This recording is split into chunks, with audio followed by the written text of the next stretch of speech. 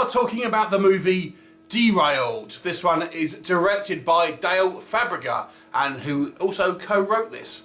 And this one has Lance Henriksen, although don't be expecting a large role from him. He simply tops and tails the movie off. Now, the story is a twisty one. It's kind of a kind of almost a mix of genres in a lot of ways. So the premise is we have a kind of murder mystery guided sort of attraction in this train. So we have this kind of this old style train, and it houses this kind of murder mystery evening where people are kind of dressing up in kind of old-timey clothes and things like this, and they have to kind of they're having dinner on this train, and there's a kind of a murder on board, or at least a play acting a murder on board. And obviously they're kind of the idea being that they're going to try and kind of guess who the killer is and stuff like that. However, things take a dramatic turn for the worse, where a random event, which I won't spoil for you, means the train careers out of control and crashes into the water. Not only this, they are sinking, the carriage is sinking, or the survivors in this carriage are sinking, and there appears to be some type of creature or creatures that are lurking in the water who have a taste for human flesh. So that's your very basic premise, but this movie has pretty much its fingers in all the pies. You've got murder mystery, you've got action, you've got intrigue, creature feature, even a touch of supernatural. So there's a whole lot going on in this movie. So let's talk about what works first of all. First thing, I think this is a fantastically original idea.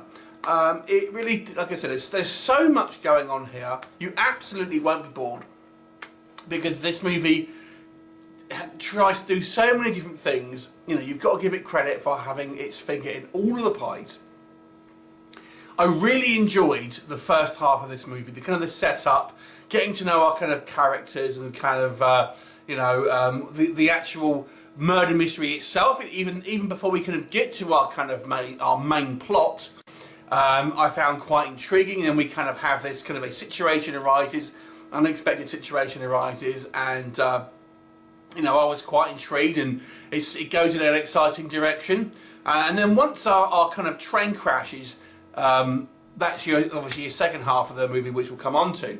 I thought the acting was all very good. I thought everyone does a great job here. Like I said, don't be expecting Lance Henriksen to be in it a high amount, but you know, he's the biggest name here. But I thought all the cast do a pretty good job here of making likeable and believable characters. The actual creatures themselves, you'll be reminded of the trench from the Aquaman movie. So they looked absolutely fantastic, and there are some pretty gory effects as they are chowing down on our survivors. The actual suits look pretty good, and kind of done in our practical effects. And like I've said, the movie does have a few kind of surprises on its way. But what doesn't work, we'll come on to the big thing, I feel, at the last, but a couple of little minor points first of all. CGI and kind of green screen. There is some, obviously it's a lower budget independent movie, but there is some very obvious use of green screen. To the point where it looks very distracting. It kind of looks like one of these, in scenes, if you know things like Sky Captain and the kind of like that type of movie where it's all on green screen, it's kind of meant to be a weird kind of like hyper real effect. That's what it looks like. It looks like so kind of fake. It's quite distracting. So there are a few, but that's not the only. There's a couple of kind of scenes at the beginning of the movie with some dodgy CGI where this woman's kind of like thinks she's kind of seeing bugs. And the effect isn't particularly good. So there's that. Here's the thing for me with this movie is there are some plot holes in this that just don't make sense, and some story elements that just seem to be put in there. The creatures themselves, cool looking as they are completely random. I mean, they're just there. And when you watch the movie as a whole, and obviously understand what's happening at the end of the movie, it doesn't really make a lot of sense, I've got to say, about what has happened. I mean, the movie tries to be quite clever, and you know, I got to applaud the attempt at being fairly clever here. But for me, the movie, once the kind of the train goes in the water, that to me was a kind of a downward slope. The second half of this movie, I don't think is as strong. For a start, the kind of, when you read the description and you will see the cover of this movie, you're expecting almost like a kind of 47 metres down, where these kind of passengers are trapped in a train car that's slowly filling up with water, and there seems to be some creatures outside. That's really only a few minutes of the film. It's not the main kind of plot at all.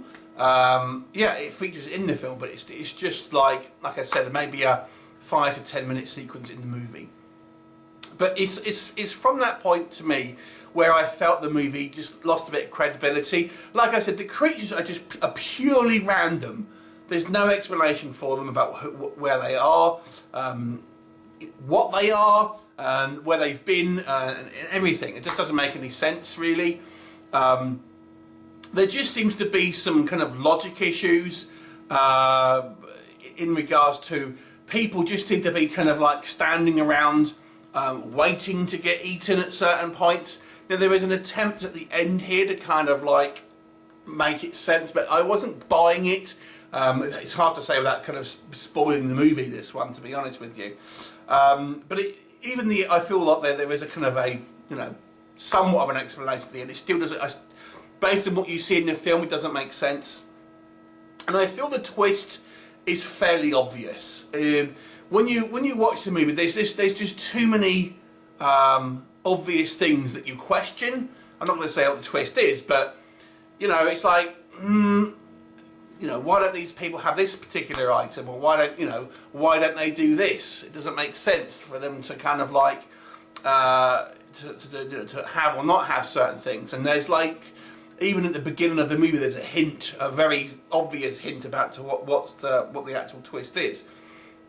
And I appreciated having all these kind of elements in here, but I maybe felt this movie tried to do a little bit too much.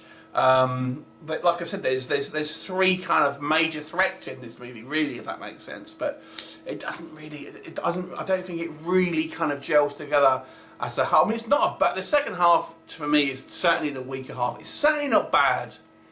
The first half is really strong. The second half, I've got to say, was disappointing, but not bad. And so as a whole, I feel this movie is watchable because it is quite original. It has some great kind of creature effects. Some, you know, not OTT gory, but there are some kind of fun kind of gore, practical gore effects. Some good acting, and an attempt to have a twisty, intriguing story where I feel they've partially succeeded in that. Again, I can't really go into too many critiques about why I feel it doesn't work without spoiling, but maybe you'll agree with me, maybe you won't if you see the movie. But yeah, I mean, like I said, there's some other, outside of that, some poor sort of CGI and some maybe questionable kind of character decisions as well. So I would say it's worth a watch, though, purely based on it trying to do something quite new. So I'll give this one a 6 out of 10. Have you seen it? What did you think of it? Leave me a comment and I shall look forward to seeing you next time. Bye for now.